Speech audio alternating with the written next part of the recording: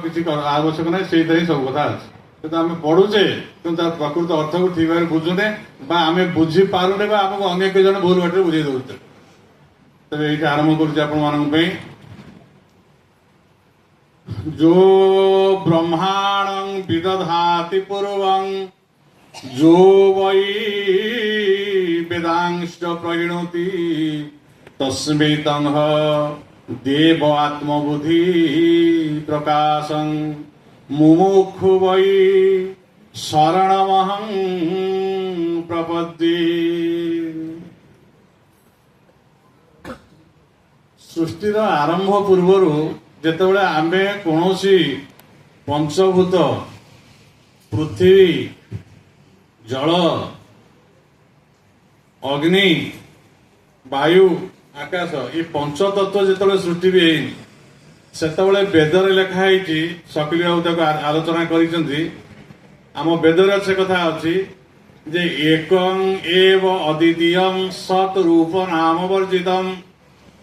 एकं एवं अद्वितीय अद्वितीय अर्थ द्वितीय आउ कहीं ना जड़े मात्र अच्छे रही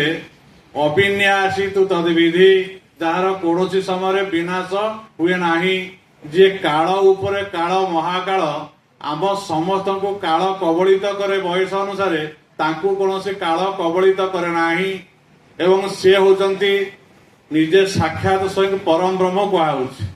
मु समनायक भाव से परम ब्रह्म किए ब्रह्मर अर्थ कौन बृहं धातुरे मन प्रत्यय हेले ब्रह्म शब्दटी आसे बृहन अर्थ सबुठारु बड़ आम इलेक्ट्रॉन प्रोटॉन अणु परमाणु ठारू जदि आम नेति नेति करी गोटे पर गोटे ताठारु बड़ ताठारु बड़ ताठारु बड़ विचार करी करी जेवा निर्विशेष रे पहुंची देखिबा सी अनंत तांको ठारू आउ के बड़ नाहंती से बड़ जे से होजन ब्रह्म बड़ अर्थ होची ब्रह्म ब्रह्म माने सबुठारु जे बड़ आउ किछ नै से ब्रह्म जे किए तांकर कौन से ब्रह्म करती जदि गोटे कथा आप बुझाऊँ कारण बेसी शास्त्र को जी नहीं समय ना बर्तमान आप समस्त विचार करते जदि से कथा शास्त्र कहूँ सृष्टि हवा पूर्वर जे ब्रह्म अच्छा आला अच्छा आउ जहाँ ना कि ना जी जहाँ ना दे पारे जड़े अच्छा अलमाइट समस्त जड़े अच्छा समस्त सी